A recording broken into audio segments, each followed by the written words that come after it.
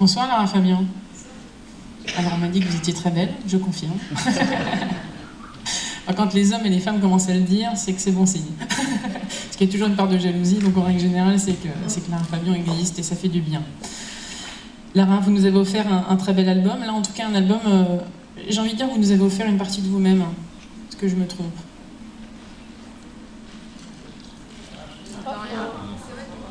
Le micro marche pas.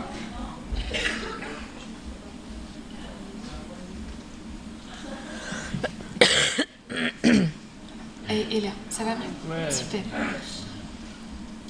Pardon, Elodie. Donc je disais que cet album était une véritable partie de vous-même. Oui. Un cadeau.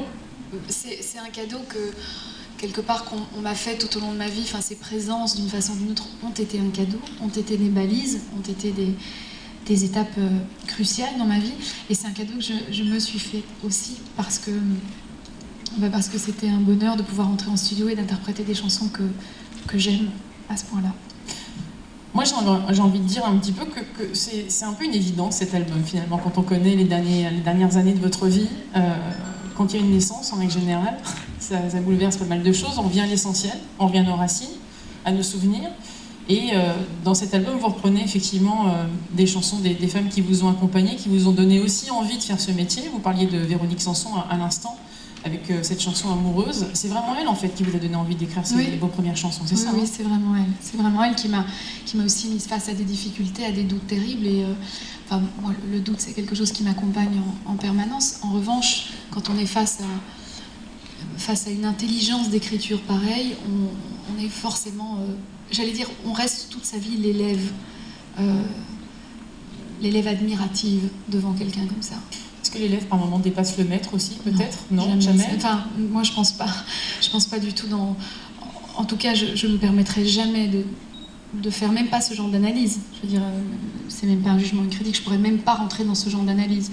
Parce que quand on aime à ce point les femmes que je mets à l'honneur dans cet album, ça marche pas. Il y en a un troisième, après il n'y en a plus. Donc, D'accord, mais c'est sur celui-là que je reste ou pas? Non, mais c'est celui-là? non, oui, je vous entends. Oui, vous m'entendez? C'est mieux qu'avec... Qu'est-ce qui est mieux, ça ou ça? Le bleu. Le bleu, voilà. Les deux. Je sais plus ce que je disais.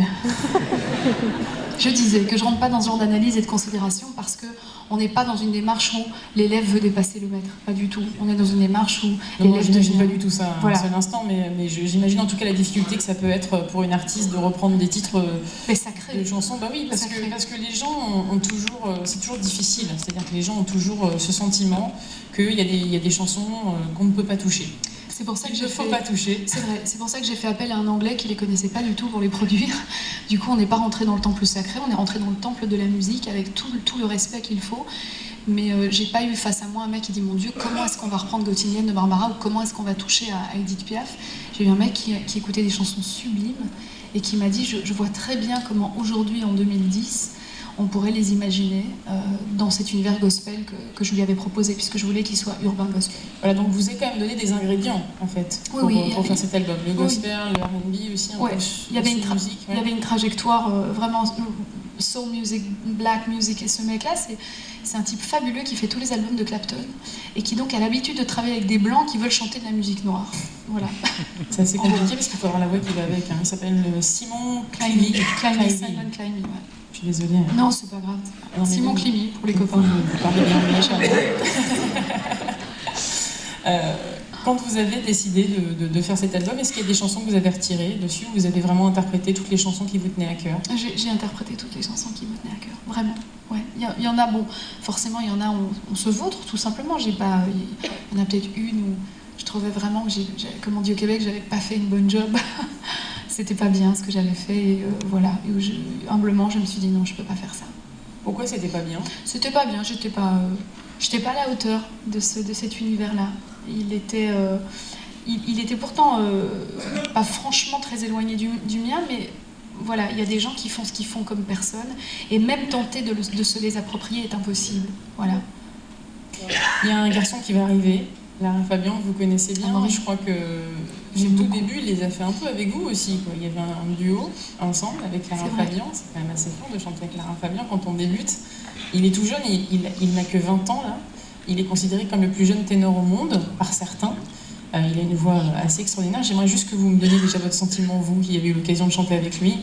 Mais vous savez, en fait, on m'a rappelé ça. On m'a dit, tu sais, tu as fait un duo avec ce garçon. Et comme je ne me souvenais pas d'un moment vraiment télévisé, on me dit, mais si, tu as fait une émission. Et là, c'était dans un contexte où il y avait plein de gamins. En fait.